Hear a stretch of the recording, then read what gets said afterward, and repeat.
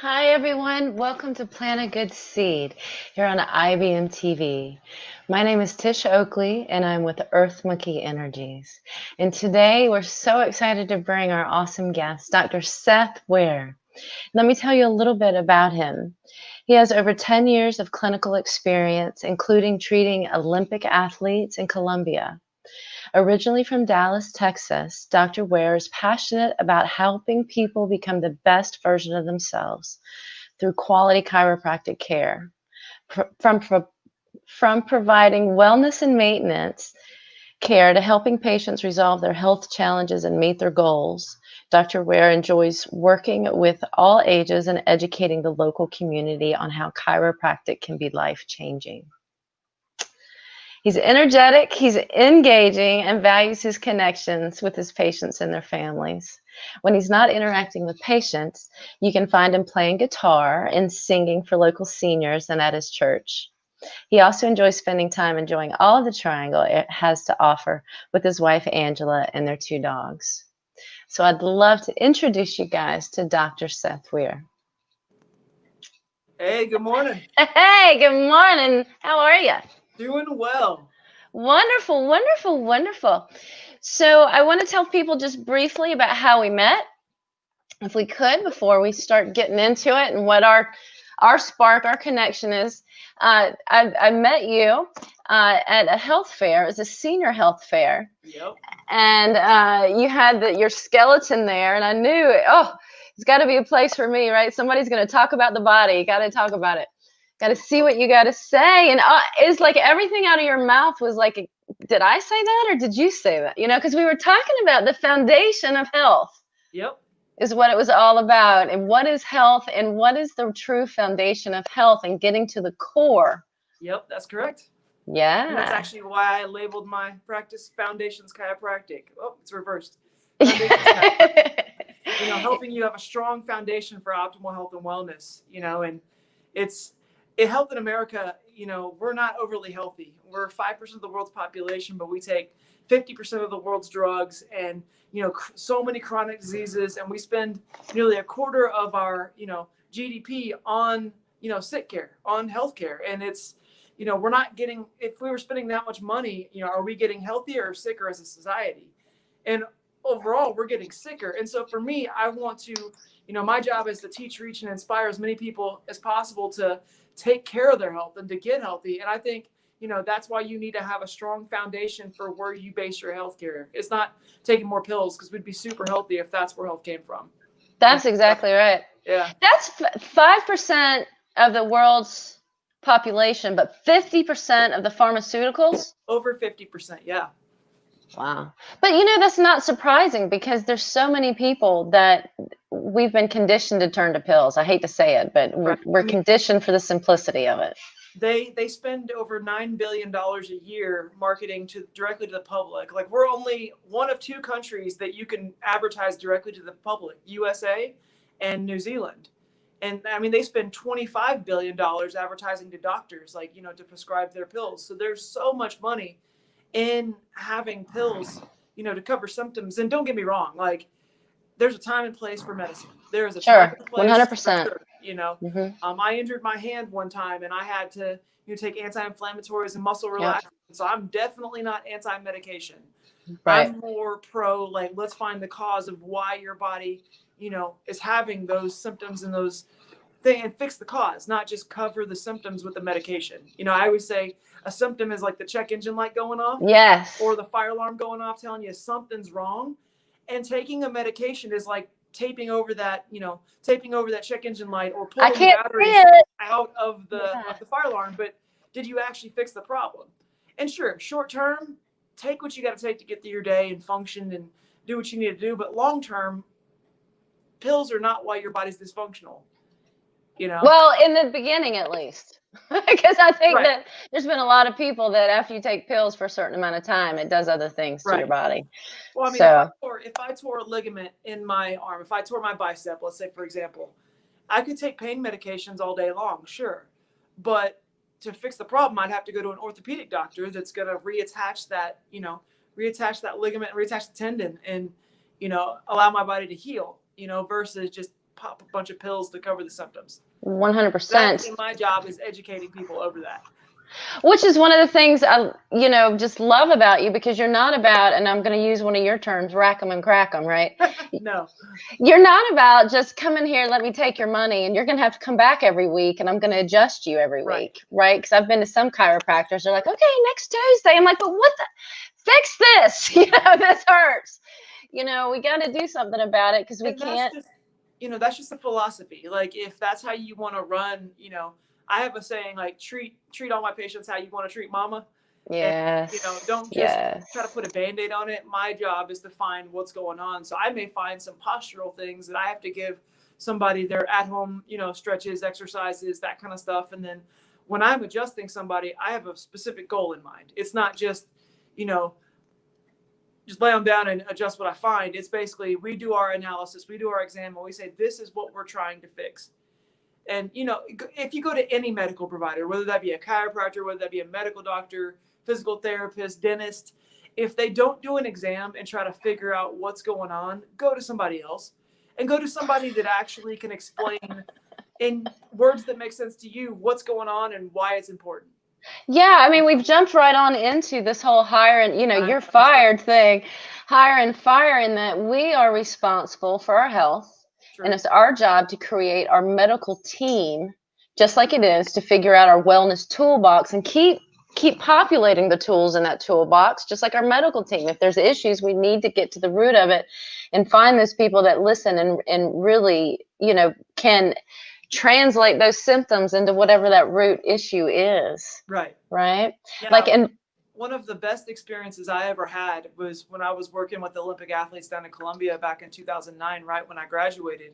I worked side by side with orthopedic doctors and physical therapists. And it kind of framed my mindset of, I know what I'm good at. Like, I'm good at getting motion in the spine and getting things into better alignment to help somebody's nervous system function better. But you bet, if somebody tears a ligament and I do my exam and something doesn't seem stable, sure, go to your orthopedic doctor. Or if you have big time muscle imbalances and I can adjust you all day long, but you're not holding those adjustments because your core's weak, go to your physical therapist. And so I think in today's world, you've got to do your research to figure out, you can go to the people that, hey, good morning. There's Mark. Go to the people that can actually fix the problem of what's going on with you. 100%. Well, hi, Mark. Welcome.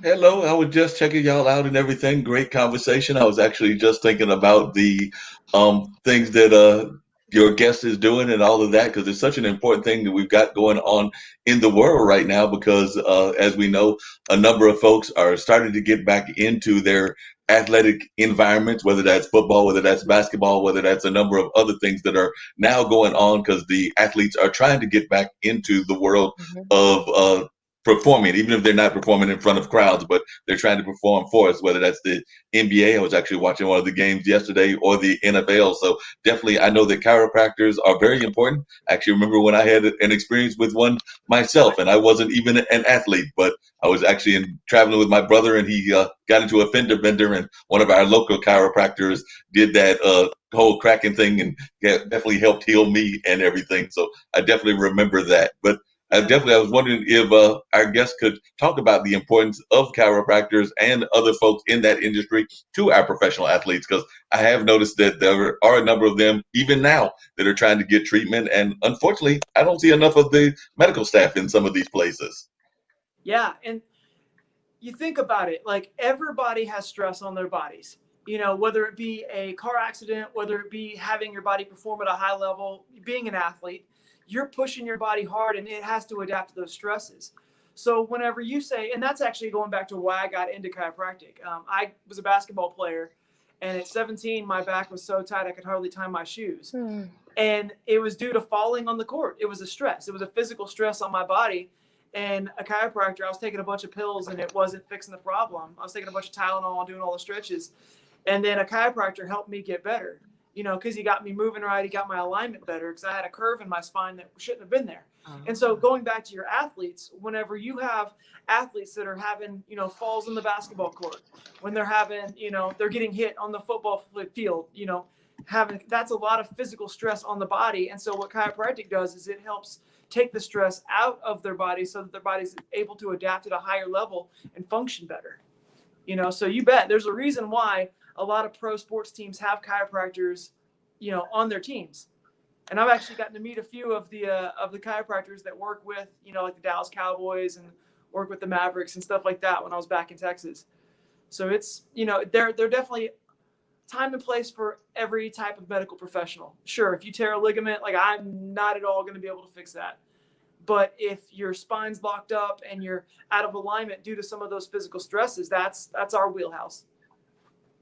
Perfect. Like the spine, we were talking about the spine being the fuse box, right? Yeah. I'll show you kind of behind the scenes here in my practice. So I use a few posters to educate, because one thing I love is patient education. Oh, can you see me? There Yeah. we go. Yeah. Yep. So this is an analogy, the way what's your function? So your brain sits up here and it's protected by your skull, and it sends those signals down the spine to every organ, cell, and tissue via the spinal cord. Well, where they exit, those are like the fuse boxes. So let's say you got in a car accident and you had a whiplash injury and you damaged, the upper portion or the lower portion of your neck. Anywhere those nerves go to, for example, the nerves at C5 go down into the shoulder, C6 go down to the arm. So if I have a patient that's saying, "Oh, doc, I'm having pain in my hand, check my hand out." Well, my first thought is, okay, where's the compression on those nerves coming from? And so wherever you blow the fuse in your body, that can affect and lead to the different symptoms, wherever that nerve goes to. And so this is an analogy. The spine is like a fuse box. And so whenever you damage those nerves, it's going to affect wherever that nerve goes to. Right. Now, let me ask you this. What about when people have like surgery on their spines and get like, I want to say fake vertebra and stuff? How does that affect the structure of your spine? And I mean, I know for some folks you have to do that, but For sure. what happens to the nerves? How do they ensure the nerves continue to move through those, those Well, that's, false? yeah. Yeah. And I've actually had to refer patients to an orthopedic doctor to have surgery if they were just too far gone and their spine had degenerated enough, to where chiropractic can help to a point. Obviously, when you have surgery like that, it's a little more invasive than something more natural like what I do, but there's a time and place for everything. And, as a chiropractor, that's why I do my examination and I do my consultation. So if I have somebody I have quite a few patients that have actually had spinal fusions in their spine. And so you can't work on those areas. You work the areas above it and below it to help relieve the stress that may be compensating due to the immobile area that they have in those spots. But there's a reason why they fuse those segments, and it may be if they have a really bad disc herniation or trying to get pressure off the nerves if it's unstable. Like I've had patients to where they get in a really bad car accident. I do my exam and we take some x-rays, and you see that segment is moving way more than it should. Well, if my job is to put motion into the spine and get things into proper alignment, and the thing's already unstable, then I'm not going to be fixing that problem. That's Right. more of like your orthopedic doctor. And then whenever I see them after surgery, then I'm going to stay away from that specific area, but work the other areas that still, may have stress on them and need to get those areas moving. So that's why you do your exam. That's why you figure out what kind of stress the person's had up to that point, and you go from there. Gotcha. So like if somebody does have those pins or the false vertebra in there, then it's potential that the rest of your spine can still deteriorate, which I want to talk about that in a minute too. Mm-hmm. But the rest of your spine could deteriorate, but those sections don't deteriorate. So then you really could have a whole kind of, I want to say a whole mess going on there. Adjunctive calcification is what the medical term for it is. Okay. It means if you've got an area that's fixated, the areas above it and below it are going to have more stress on those areas. Therefore, they're going to wear out faster. I always say degeneration in the spine is like calluses. It's your body adapting to stress. So if I go through and I, take an x-ray on somebody and it's not old age, because if it was old age, all the vertebrae would wear out equally at the same time. Yes, right. Mm-hmm. Usually it's an old injury that didn't heal properly, and then the biomechanics were off on that segment, and then it leads to the degenerative changes that you see. And I say it's just like the calluses on your hand. So if I had somebody that had stress on their hand over time and they were working with ropes, for example, Yep.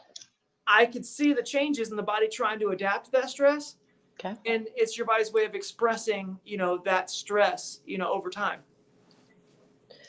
So you might fix the area that was hurt, but in 20 years, so let's talk then about taking care of your spine, right? For sure. Because we definitely know that it can deteriorate for a lot of reasons. But so what kind of advice do you have for folks? Like, you've already told us some, like if you don't have the core strength to sit up straight, you need to go see a physical therapist or somebody to help train you with your core strength and whatnot. But this, for general folks, how do we take care of our spine?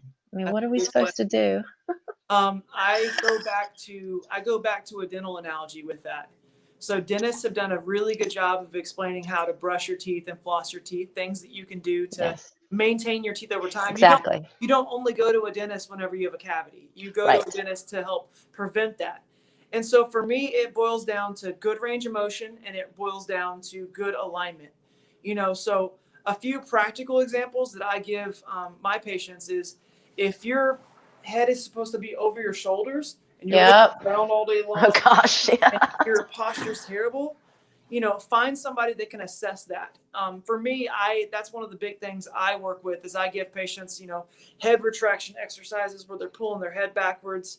I do like foam blocking, where I'll give them a foam block to take home with them to do something every day to help maintain that curve in their neck. And I always say it's like brushing your teeth or flossing your teeth.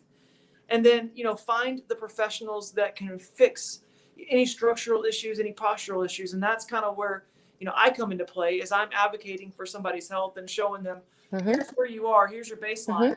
Okay, based on your specific, stressors, your specific, baseline where you are, you need to be doing these exercises, these stretches.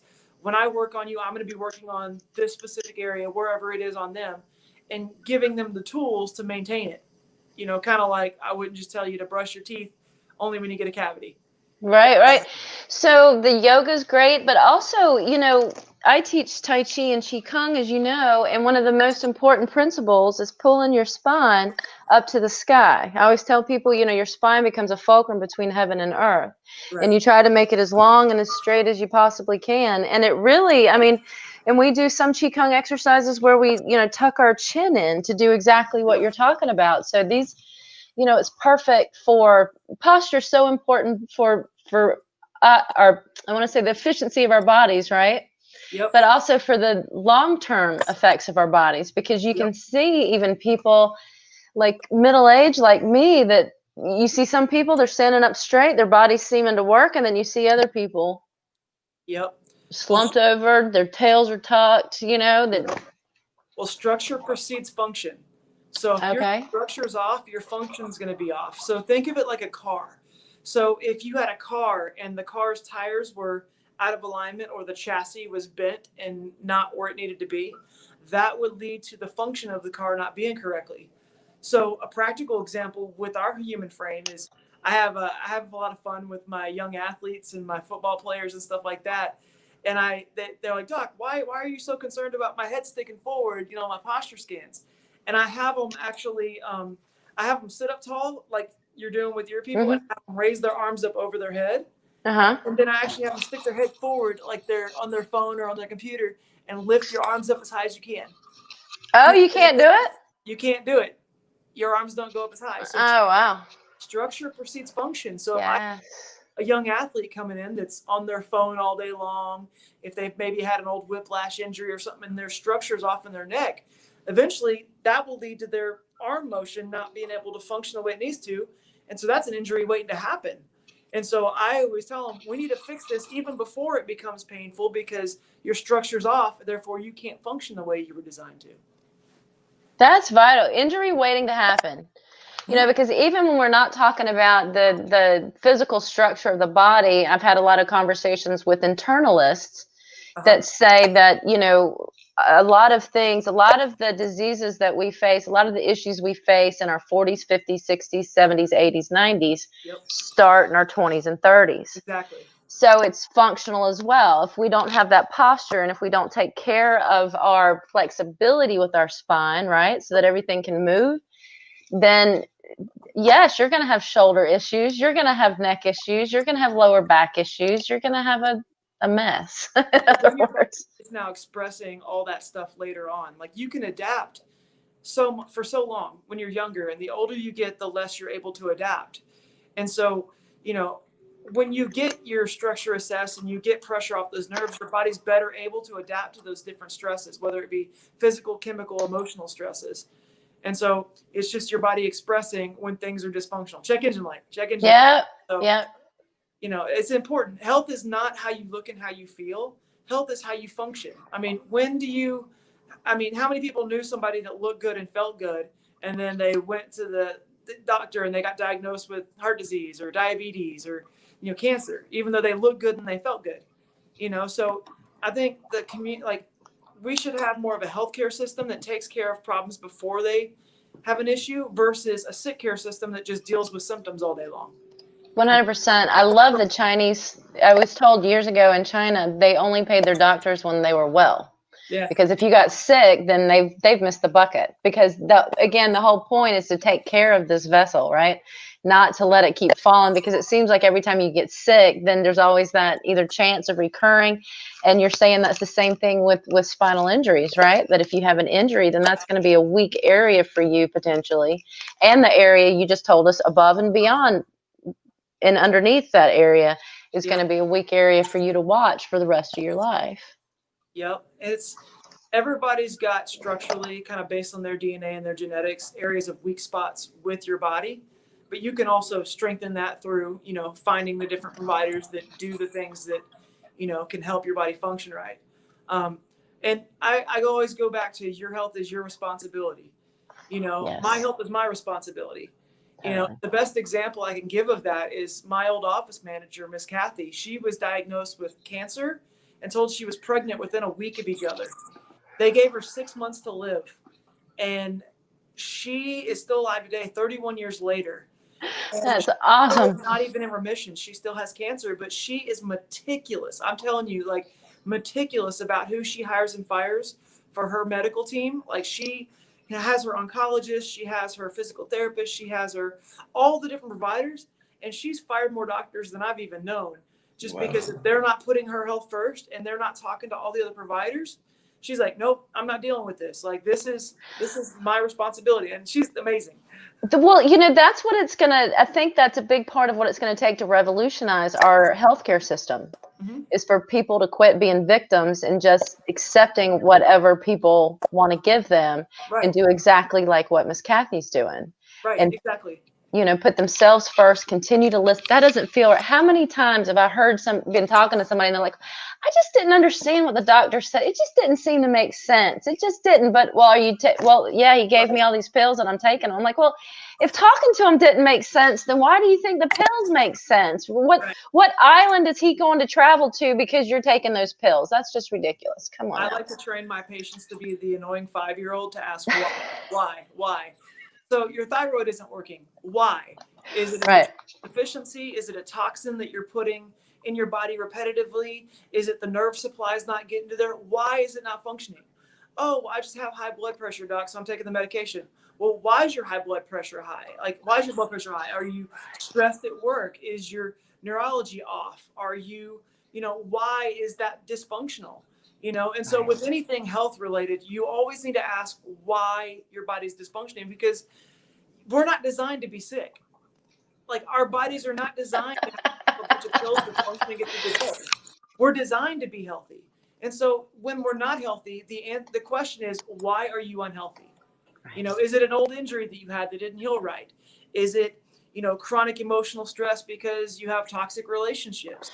Or is it a food allergy? Like, my brother was able to reduce his blood pressure medicine when he figured out his food allergies, because it totally changed his system on the inside. So yeah. And I love what you said about continuing to ask why. Don't just ask the one why, because they'll give you the answer that they're used to giving you. Ask that why is that? And why is that? And why is that? So you get to that root cause that you can't get anything else away from, and then you got to deal with it. And the problem with a lot of people, I think, I hate to say there's a problem with a lot of people, because it's us, it's me too. I'm a people. But that they don't want to make the changes necessary. Yeah, it may not be easy. And sometimes getting healthy isn't easy. I mean, sure, it would be very easy to take a bunch of pills to, something in the morning to, help all the symptoms. That would be very easy. But sometimes you have to put in the work, whether it be going to a physical therapist that's going to get your, your core strong, it gets your, body stable, whether it be, going to a chiropractor to help, get your body moving correctly, get pressure off those nerves so that your body can heal.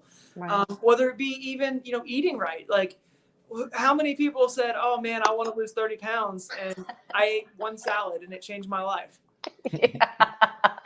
No, like, it's consistency over time is how you make changes, because we live in a microwave world. Like, we want things instantly. We want this pill to fix us completely. But the way physiology works, it doesn't work like that. Like, whenever I plant my grass and I plant my garden, sure, I would love for it to instantly, instantly come in and be healthy. But if I've got to, put the nutrients down so that it can be healthy, I got to give it water. I've got to give it time. And besides the fact, you got to make sure that the ground that you're putting it on is right. Exactly. I mean, you got to go to the foundation really before you go any further, but before you do anything else, or else you're just going to waste your time. So good ecosystem. Exactly. And people don't, and I think you're right that a lot of times people don't see that, and they don't, but at the same time, I think part of it is our training. Mark, last week we talked a little bit about how our society, how we have social constructs, and how we're used to kind of being fed things. And I definitely feel there's a benefit to the public education in our country, but I also think that our public education tells us to sit down and shut up and wait in line. Like, one of my favorite things for my son, that when he was in kindergarten, first day, honey, what'd you do today? Waited in line.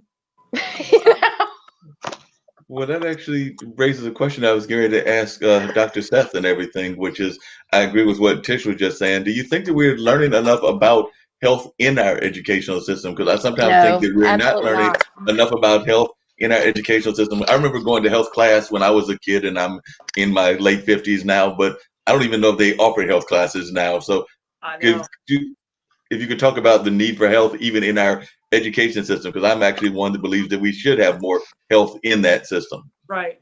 Well, without knowledge, people perish. And so I think the more knowledgeable you are, in every area, it's going to make you, less ignorant to, how things work. And it gives you power. I mean, how many people back in the day were scared they thought the earth was flat and they were like, oh, we can't do this. And then they got enough knowledge of going further out into the ocean to where they eventually said, oh, well, maybe we can go explore and see new things. So with knowledge relating to your health, I think it boils down to just not accepting status quo, not, questioning, asking those why questions. And I definitely think in school, I mean, I haven't been to elementary school in a long time, and I've got a son on the way, so I'll probably learn those things pretty soon about what it's like in the schools. But I definitely think, where's the incentive and where's the money coming from? If you've got a lot of money behind, pharmaceuticals, then you're going to have a lot more weight to be able to educate. There's a reason why they spend $25 billion a year marketing to doctors and $9 billion a year marketing to the American public, because that, when you say that enough times, like, ask your doctor about this, ask your doctor about this, you're conditioned to think health comes from a pill. And I think when more people wake up and realize health doesn't come from a pill, it comes from, your body working the way it's supposed to, whether that be getting proper exercise, whether that be you getting proper nutrition, whether that be you getting proper connection, with that nervous system from your brain down to every organ, cell, and tissue.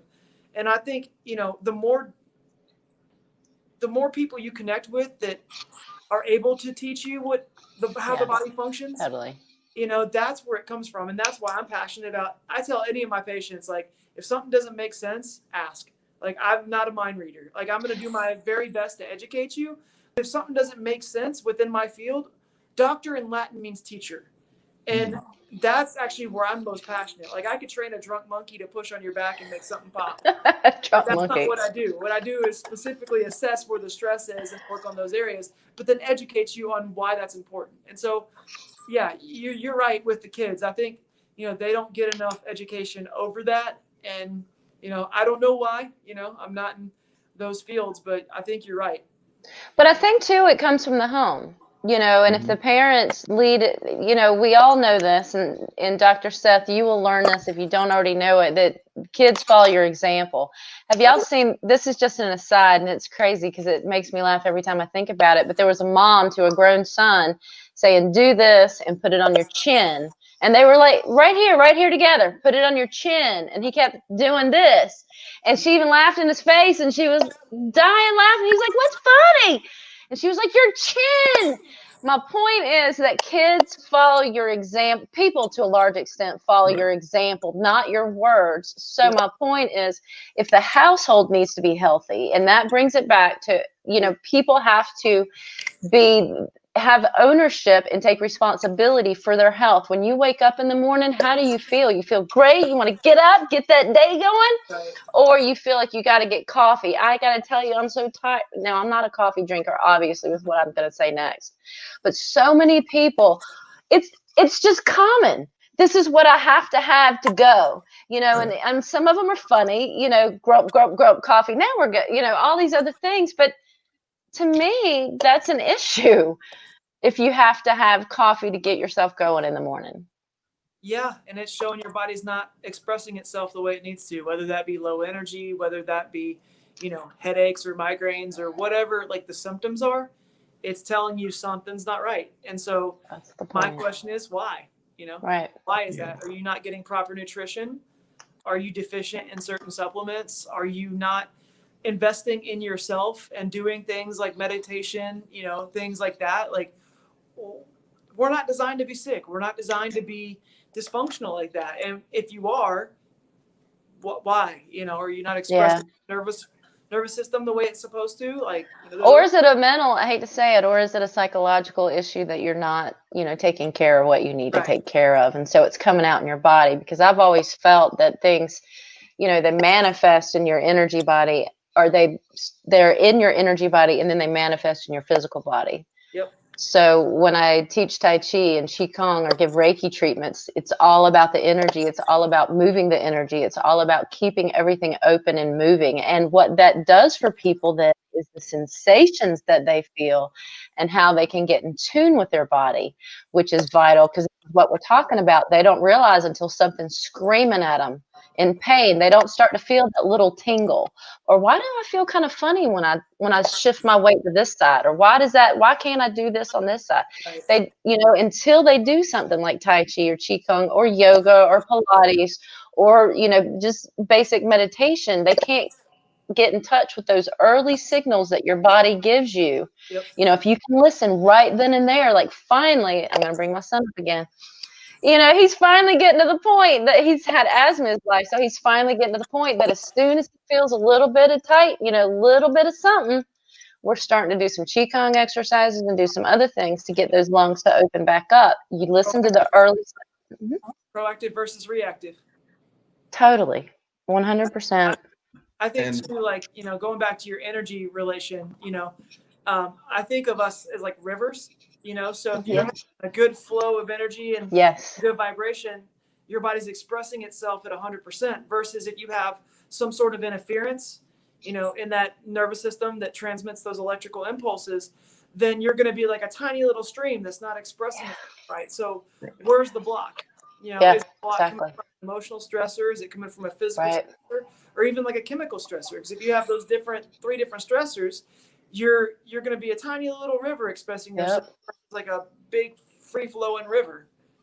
And I'll tell you, when I do Reiki on folks, if they're on medication, I feel like there's a little bit of a blockage, because it's not their true energy from their there's this this drug is doing something to them. So it's a different kind of animal. And again, I just love talking with you about, people listening to their bodies, owning their bodies. Your body, your check engine light, you have to listen to it. You have to honor it. You have to obey the foundational concepts that your body needs. And there's a certain extent that I think different people need different things at different times. Don't you think? Like the way we manage our bodies, it depends on what season we are of our life. Yeah. I mean, that's, there's certain things you need all the time. You know, there are certain things that you may need more at different times of stress. You know, obviously, you know, if you're, you know, under a lot of stress, whether it be the holidays, whether it be, you know, certain, then sometimes maybe you need to supplement more to, you know, make up for that. You know, I have patients, if they're really stressed out at work, and I say, if you're running in that red, you know, you're just always wound up, maybe you need to meditate more. You know, maybe you need to learn to calm your breathing down. Like, and I think identifying whenever you're, you know, in a stressful situation, whether it be a chronic stress, because we're designed to handle stress, like short term, basic. physiologically, we're designed to be under stress 3 days a week, like about 15 minutes at a time, you know, 3 to 4 days a week. You know, like back in the day, the caveman would see the tiger jump out, and then your eyes would get big, your heart rate would go up, and you'd run away from the tiger and then go back to, you know, hanging out with your friends. But how many people do you know nowadays that have chronic stress, whether it be, you know, always on phone calls? That's the issue. Like chronic stress. And of course we have high blood pressure and our body's trying to adapt to those stresses. But, you know, I think I told you this, but I always say your health is like you're wearing a backpack and treading water. And so for every stress that you have, it's like putting a rock in that backpack. So let's say, for example, you smoke. That's a chemical stress. That's like putting a rock in the backpack. Okay, let's say, you know, you've got a bad relationship, you know, that's an emotional stress. And then let's say you slip and fall down, you know, fall down the stairs. That's a pretty big physical stress.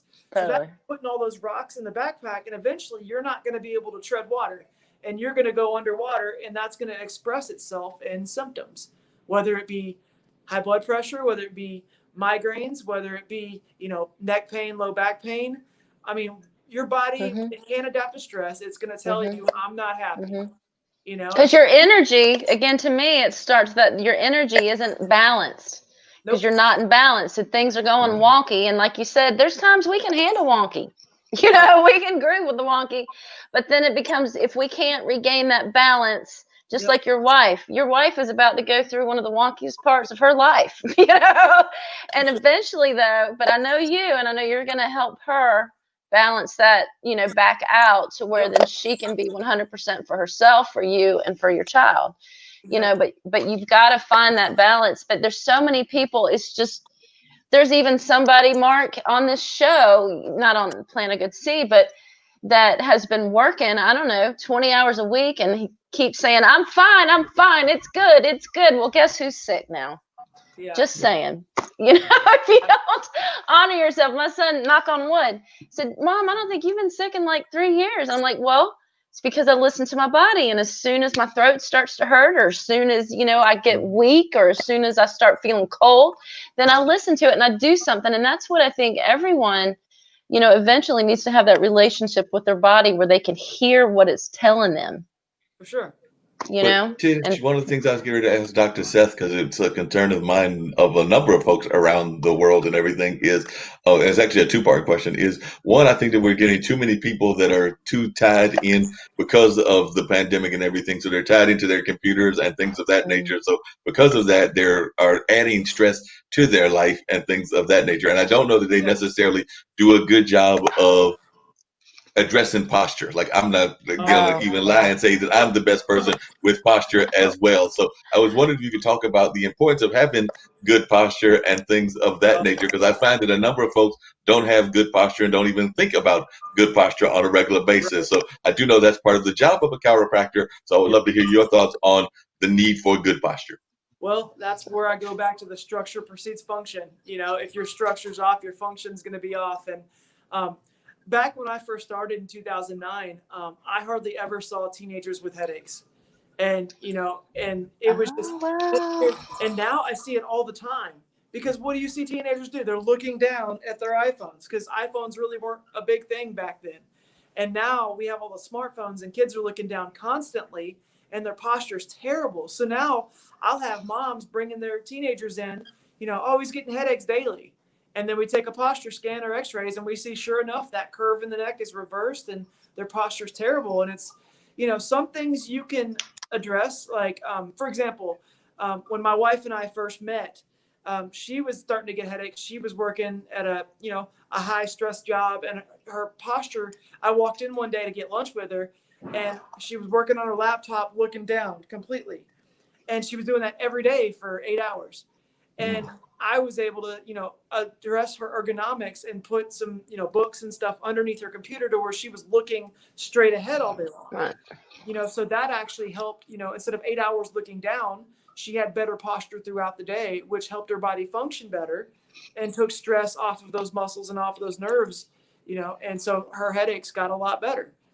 So that's one of those things where we addressed the chronic stressor, which was the posture, and that helped her function better and work better. So with kids, I always kind of like come up and get onto them. I'm like, get the phone up, look at, like, get your phone up when you're texting, instead of just looking down all day long. Or if it's a person at work, I, tell them, make sure you get that computer up to eye level to where you're not looking down all day long, putting stress on the function of the body. Yeah. Did that answer your question?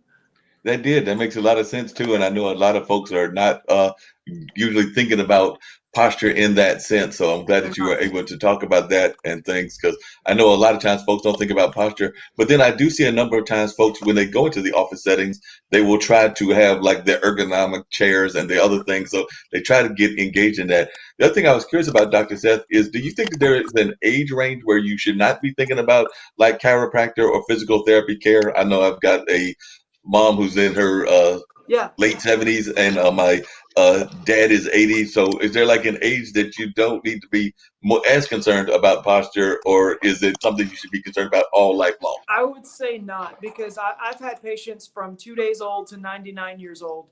Everybody's got a spine. Everybody needs proper nerve function, and they need those signals to be communicating clearly, no matter your age. And people always say, Doc, why a 2-day-old? Well, I mean, if you have, a stress on the body, whether it be yanking a head out of birth canal, it's going to be a stress on the cervical spine. And babies can't say, oh, hey, Doc, my neck hurts. They're just going to cry and be fussy. And once you check and see, where the stress is on the spine, you don't work on kids the same way you work on adults. It's very light, pinky pressure, almost like you're pushing into a ripe tomato. And they heal so much faster just because they don't have 20, 30, 40 years of wear and tear on their body. But the techniques that you go about it, at least for me, because I learned 9 different techniques in school, I don't treat everybody the same. So if I have a young kid, I'm going to work on them completely different than I am, a 25-year-old athlete, versus, a 90. And here's a good example. One of the doctors I worked for when I first got into practice, he made it a point to bring over one of his favorite patients, and he was 90 years old at the time. He was on the USS Arizona whenever the Japanese bombed it during World War II. And he had been doing yoga for 40 years, chiropractic for 40 years, and he walked 3 miles a day. And he had just taken an x-ray on this patient, and he showed me it. And the guy's spine looked like somebody that was 50, 40, somebody way younger. And the doc I was working with told me, if you take care of your body and you do the right things, this is what it looks like. And this guy's spine looked amazing for 90 years old. And so it was one of those things. He had done the work. He'd put in the work to maintain his body, and his body functioned better because of it. And so that goes back to your health is your responsibility. But there are certain cases that, when I do my exam, I'm not comfortable working with them because there's other conditions going on that aren't chiropractic related. And so, in that case, I would refer them to, their primary care doctor or a different doctor that would fix those kind of conditions. But do you want to tell us about the guy with the high blood pressure? Because that was a really interesting one that just shows that people aren't listening to their body. Right. Sure. I had a patient one time that came in, and he'd been under chiropractic care before. And he knew kind of how when you have, pressure on the nerves in the upper neck, it leads to, headaches and stuff like that. Well, he comes into my office and he was, hey, Doc, just crack me. I need a good crack. And I was like, no, I'm going to do my exam. I'm going to figure out, where your stress is, what's going on with you. And I did my consultation. Everything seemed normal. And then I took his blood pressure, and normal blood pressure is 120/80. His was 220/180.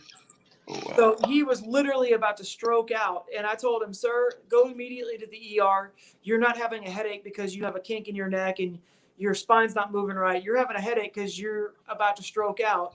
Go to the emergency room, get this addressed, and then, maybe come back. But Yeah, if you you know, in need that it. case, the cause of his headaches was not a misalignment in his neck. It was because of his blood pressure. And that was where if I were to work on him and adjust him and something were to happen, oh, chiropractor causes the, and it's like, no, he walked in with that. And I did my job as a medical provider, assessing him and doing my exam.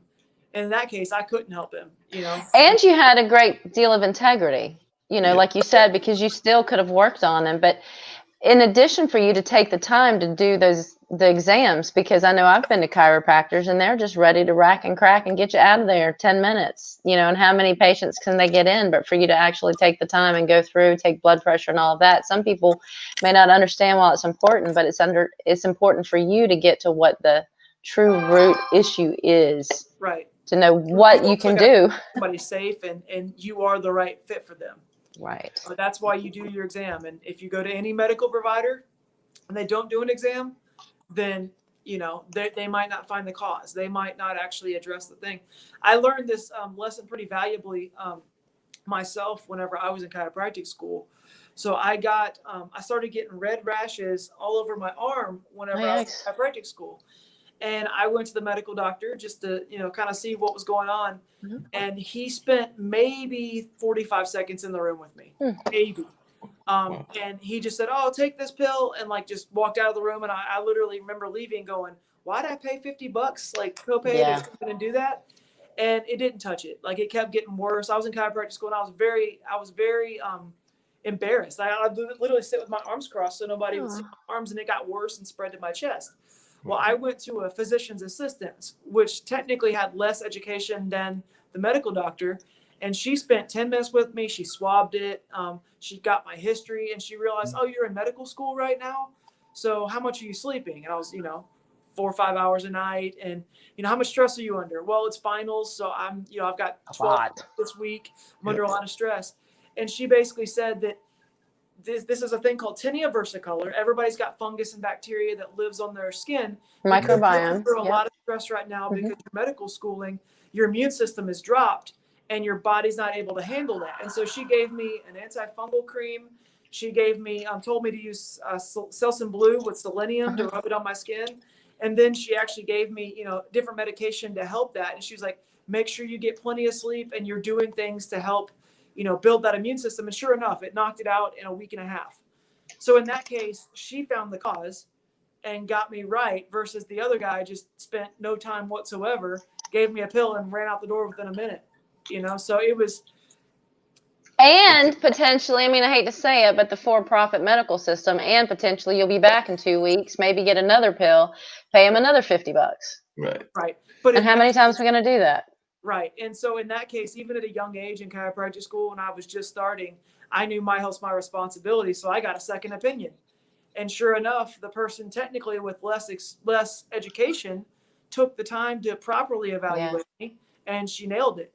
And so that kind of framed my mindset with, I never wanted to be one of those rack 'em and crack 'em, just, lay them down. You can do a good job quickly and efficiently and answer any questions. You don't have to sit there and talk college basketball with somebody and waste their time. But you can also be, educating somebody and getting to know their stressors and their what they have going on, and do it efficiently, But if you go to somebody and they don't do all that, then, maybe it's time for a second opinion. Yeah, Dr. Seth, speaking of that, I was just wondering if you could talk to folks. Like I said, I had the pleasure of going and actually know this gentleman because he's one of my derm chiropractors. But if you could talk to folks about when you think somebody should go see a chiropractor, because I think that too often folks wait till the accident happens, the fender bender or whatever, and that's when they go to a chiropractor. But I'm thinking that you probably need to see chiropractors more often than that, and there might be times in your life that you need to see them. So when do you think is a good time to see a chiropractor, and what kind of recommendations would you give to folks in order to come to a chiropractic practice? I would say, if you want to function at your highest level and you want your body to work right, it's important to get in even before you have pain and get evaluated, because like I said, a prevention, like if you're preventative and you're preventing something from becoming an issue, it's a lot easier to treat than if you've had something for 40 years. Yep. And I even address that when I'm designing my treatment plans. If I've got to retrain your body over 40 years of, an old injury, that's going to take longer to fix than somebody that, is doing pretty well and they just had a quick injury, you know, and then everything's still structurally pretty much where it needs to be. So, I mean, I would say if you're wanting to function at your highest level, I mean, whenever I worked with Olympic athletes, we weren't there for pain. We weren't there to treat pain and symptoms and all that. We were there for better function. Nice. And the better your body moves, the better your alignment, the better that nervous system works, the less likely you are to be injured. And so I would always just say, you know, some things are pretty obvious. You know, if you look in the mirror and your head's all sticking forward and Yeah. one shoulder's higher than the other, Yeah. you may not have pain, but your structure's off already. Yes. You know, so it's always important to get evaluated. You know, so I would say anybody that wants to function at their highest level, you know, go get checked out, even if you have pain or not. I mean, obviously the public knows, okay, if I fell down the stairs or, you know, if I got in a car accident, they kind of know those cases, you know, and those are, you know, pretty traumatic events that you definitely need to heal right after. But it's important to, you know, get ahead of that curve, you know. Let me ask a totally different question, and one we haven't talked about yet, Dr. Seth, but it's something that I'm curious about. Now, let's talk about chiropractic care in the United States versus chiropractic care in other countries. Okay. So do you, are you aware, is there the same, like, I remember years ago, there weren't a whole lot of chiropractors, and then now there seems to be quite a few, honestly.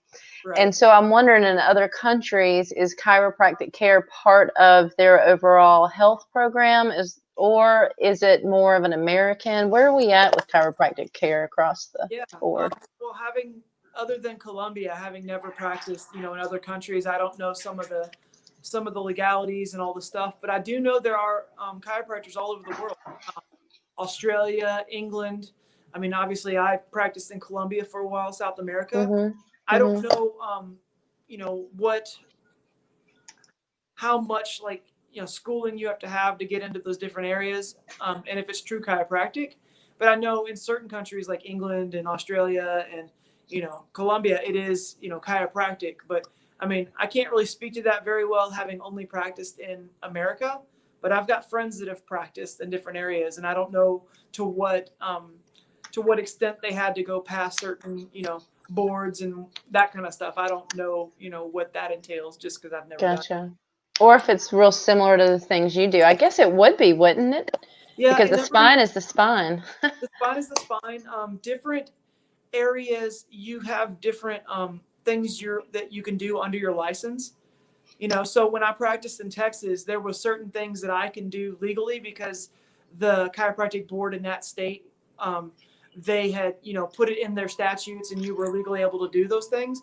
And then, like in North Carolina, there's different statutes that you can and can't do depending on the legality aspect of it. So I'm not sure, you know, I think in England you can't take x-rays, stuff like that. Oh, wow. In the US you can. So there are certain guidelines that you have to work within based on where you're practicing. But to what extent, I don't know, because I've only practiced in, you know, Texas, North Carolina, and Colombia. Cool. And one other thing that we talked about earlier that I don't know what it is. Let's talk about the Y strap. What is that Y strap that you and Wynn were talking about before, Dr. Seth? That is a very specific way of decompressing the spine. Okay. So compression is the worst force on your spine. And the way I make that analogy is, I mean, you've known people that get in a car accident and they're going 50, 60 miles an hour, and, you know, they strain the muscles and stuff like that, but they don't break their spine. But then you see somebody that gets in they jump in a 3-foot pool and compress their spine and they break something. Well, compression is the worst force on your spine. Well, the Y strap, and let me just grab it, I'll show you. Okay, cool. We're going to get a display of equipment like this. That'll be a great thing. Mark, we should have been there to have. We could be the guinea pigs. Yeah, the Y strap is a technique that I use after I've identified like specific stresses. I'll, you know, get certain areas moving. It's the way I usually finish my adjustments. Is I'll put this around somebody's neck and then just decompress. And it helps uncompress your spine. It helps relieve tension and just get pressure off those nerves and just open things up to give your body space, to give those nerves space. So it's just another specific way of taking tension and stress out of the spine and the nervous system. Because the head's heavy, right? I The mean, head besides the usually things that weighs- happen. Yeah, the head usually weighs with most people, between 12 and 15 pounds. Right. And it can get really compressed. And so it's just a good way of opening things up. Right. So what's the most stressful athletic job that you've had to deal with? I'm imagining it would be football, but then I've also had a friend that was a diver, and they had to deal with a lot of chiropractic injuries as well. So since you dealt with athletes, what's the most stressful athletic job that you've had to deal with? You mean like an athlete coming in that was repetitively Right. injuring themselves? Yeah. We worked with a lot of soccer players in Colombia. I've had NBA players, I've had NFL players. I mean, everybody's got their specific types of stresses they put their body under. One of the ones that was memorable to me when I was in Colombia was power lifters. There was one that we would set up in the gym and we would treat him, and he would literally go over and be deadlifting, 600 pounds and come lay on our table and then, go back to lifting. So it was like a repetitive stress Wow. body. But yeah, it just depends on the sport. Obviously, football's pretty stressful with just the head trauma. Don't lead with your head. Right.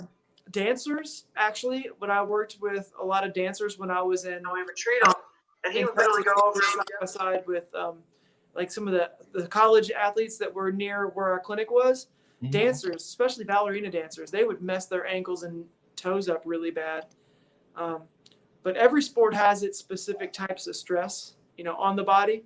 And so that's why when I do my consultation and my evaluation, I'm trying to assess where, what kind of stresses that person specifically is having to adapt to, whether it be, collisions on the football field, whether it be falls on the basketball court, whether it be, standing on your toes, ballet dancing. You kind of learn what somebody's having to adapt to and then where they may be carrying different stresses on their body based on what they're doing.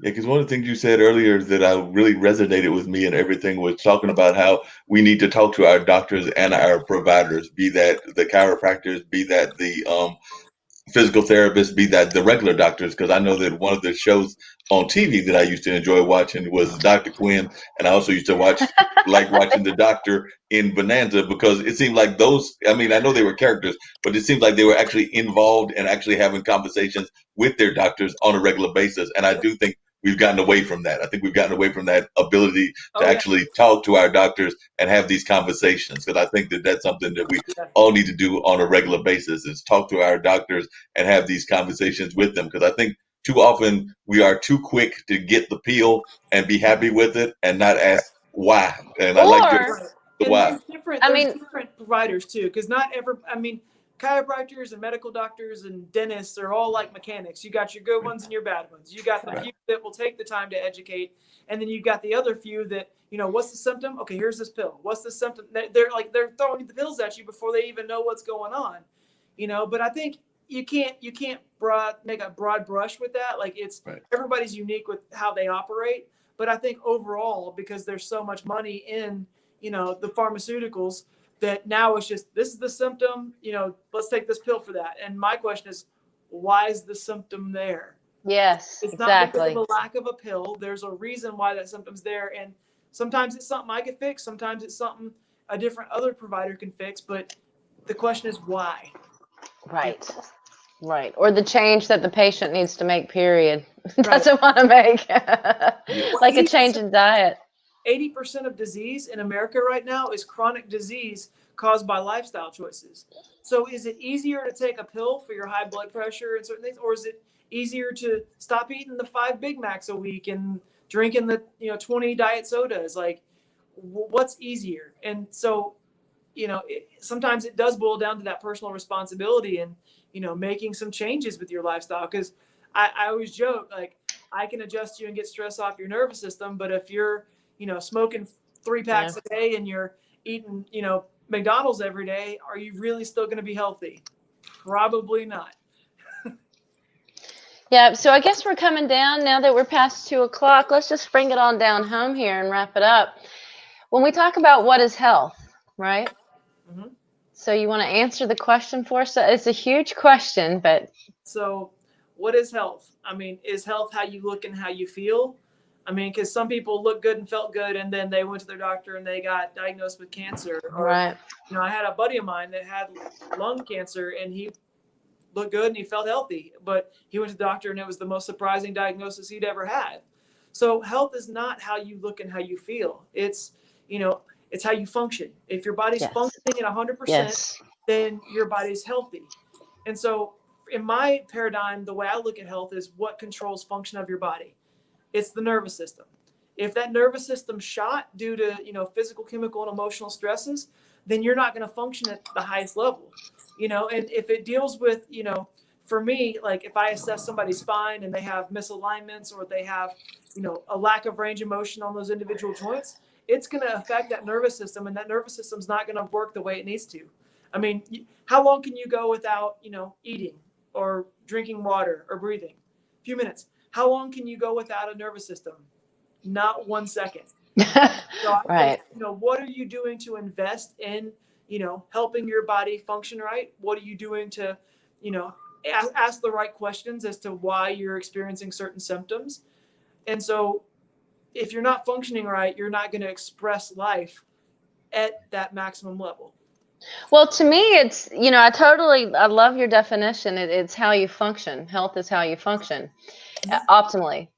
But I also, you know, there's a lot of other components, I think, too, when we talk about a broad range of health, such as your spiritual health and your mental health, you know, which can feed into your physical health eventually, and become one of those stressors like you talk about. So I think that true balance is what's necessary for folks. Once Yeah. again, I always come back to the balance. And I know you believe in balance too. That was, I think, the first, you know, one of the first things we talked about. Right. It's funny you mentioned that, because I think I found there was the World Health Organization's definition of health was basically like the optimal spiritual, emotional, physical Yes. well-being. Like it was, Yes. if you look up their definition of health, it was, you know, that it wasn't how you look and how you feel. It was, you know, your body being balanced in all those different areas. But it's so much easier, honestly, to look good than it is to be healthy. Oh yeah. Yeah. I mean, honestly, you put paint on, you can put stuff in your Yeah. hair, fancy clothes, you're good. One of my mentors, his name's Dr. Chris Zano. He was Mr. Universe, like big bodybuilder. Oh, wow. Yeah. And then he actually ended up getting ulcerative colitis, where his bowels didn't work right, and they were going to have to take out his intestines. And he looked like Mr. You know, Mr. Universe. Like he was just, he was selling supplements, he was doing all those things, and he wasn't healthy because his body wasn't functioning right. You know, It's amazing. And if you don't listen to those signs early enough and make the modifications necessary, because Right. again, things are always going to change. Don't you agree? It's the only constant. Things are going to change. Yeah, for sure. Yeah. Well, think about it. The stresses that the humans had to deal with 200 years ago are vastly different than the stresses that we have nowadays. I mean, nowadays it's more posture related because of the computers and technology versus 200, 300 years ago. It was, you were lifting heavy objects because you didn't have anything to help you. It is, but it surprises me how slowly our bodies evolve. So it's like, it seems like our society evolves a little bit faster than our bodies evolve. Because our bodies still, and I'm talking about our nervous system now, because, you know, when that sympathetic nervous system comes on, that's really supposed to keep us safe, right? It's when that saber-toothed tiger that you were talking about, it's when that jumps out of the woods. It's when we're about to fall off the mountain. It's when that the other clan shoot me with an arrow. That's what it's for.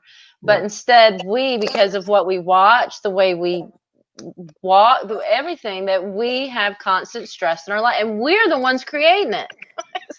For sure. It looks like the doctor's got a good idea because he's showing us balance, and I'm seeing the balance thing behind us, and it seems He's like got that's it. what we need is the balance. Because that's one of the questions I was going to ask is, I think that too often, too many folks are thinking that we can't be balanced in this crazy age that we're living in with the pandemic and everything else going on. But it seems to me that both Tish and Dr. Seth would argue that yes, we are facing a crisis in the world, but we can, as in individuals, work on being balanced. And definitely that's something that we should work on, is being balanced even in the midst of this craziness that we're in the middle of with the pandemic. Was that a correct assessment, Dr. Seth? Well, the more balanced you are and the better your body's functioning, the better you're going to adapt to those different stressors. That's it. You know, so whether it be, you know, your immune system, like I was stressed out at school because I was not sleeping good. I was, you know, chronically stressed with the emotional stress of tests and stuff like that. And so there's certain things you can do, whether it be meditation, whether it be chiropractic, whether it be supplementation, whether it be like CBD oils, like whether it be all these different things that allow your body to you know, heal and function better and, you know, de-stress. That's going to allow you to adapt to those stresses better. And what I was showing you was, you know, in your nervous system, like it's, Yes. you have your gas pedal, which is your sympathetic nervous system. Yep. And then you have your parasympathetic nervous system, which is your rest and digest. Well, you can't be in both at the same time. Whenever you're high, running from that tiger, whenever you're chronically stressed, you're not going to be able to rest and relax like you were designed to, which can lead to, you know, different symptoms. Where you have a balanced nervous system, you have good energy, you're resistant to infections, you're mentally alert. Versus if you're, you know, unstable nervous system, that can lead to headaches and seizures and stuff like that. And, you know, so it all boils down to that nervous system and your ability to adapt to those stresses. And obviously some stresses are bigger than others. You know, if you jump out of a plane and your parachute doesn't open, that's a pretty big physical stress. Versus if you have, you know, repetitive, you know, bad posture, that's a stress, but it's not as intense as, you know, that other stress. 100%. But it can feel after 20 years of it, though, man. It's like, give me that 5 second of jumping out of the airplane. Well, Dr. Seth and Tish, y'all can have jumping out of the airplane. I'm not trying to get out of anybody's airplane, jumping out of it. I'll stick her here on the earth, so I won't go for the jumping out of the airplane. I'll leave that to you two if y'all want to do that. Very, very extreme example. For real. Well, wonderful. Thank you so much, Dr. Seth, for being part of our show today. Let's tell people how they can get in touch with you if they'd like to. So you have a website, right? So the best way to get in contact with me is just going to my website, foundationschiro.com. I've got some educational videos on there. My goal is to actually have that be kind of the hub to where, you know, if you wanted to schedule an appointment, you could schedule it through there. And then I'm actually starting up a YouTube channel to where I'm going to become, like, my job is to teach, reach, and inspire people. And so education is huge. And so I've actually invested in some video equipment. I'm going to be, you know, pumping out videos. You can also connect with me on our Foundations Chiropractic Facebook page. I, you know, post stuff all the time there as far as education. You sure do, and it's wonderful. Yeah. And that's, you know, I'm empowering people with their health, Yes, whether it be a positive quote or whether it be, you know, teaching you how a certain part of the body works. So I would say Facebook, the website, you know, those are the best two. And along those same lines, and then I'm going to ask Tish who we've got on next week, but along those same lines, we are a global network here on IBM.TV. So I'm assuming that folks from around the world can reach out to you, even though you're based here in the Triangle area, but definitely you are open to having conversations with people from England, Australia, and wherever else folks might be watching from. Yeah, it's always worth a conversation. And I love, you know, answering questions and teaching people what it means to be healthy. And, you know, and if I don't, I mean, physically, I can't be in England or I can't be in different areas, but I've, you know, got friends in those areas and people that I trust. And I've had patients that move, you know, different areas. And I'm like, let me find somebody in your area for you. Let me find somebody I trust that's going to do things the right way. You know, and if you want to get checked out, if it's not me, then I'll find somebody for you. You know, so that's definitely important. Sounds great. You know what questions to ask other doctors. Oh yeah. You know when they're scamming you and when they're not doing the right things, and you know. Exactly.